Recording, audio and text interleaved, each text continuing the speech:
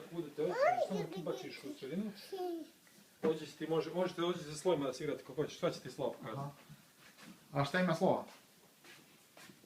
Vidi. Izvadite slova pa vratite na mjesto i sve to. A, gdje to slovo ide?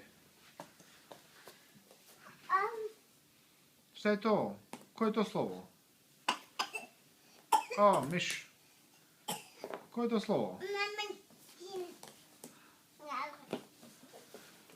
Pokaži ti meni, Sof, pokaži.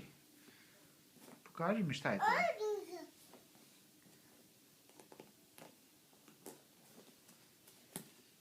Koje je to slovo, Sof?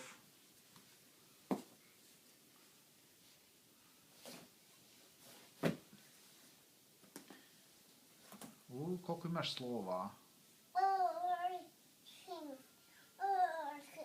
To je slovo Z. To je slovo Z. A to je slovo C.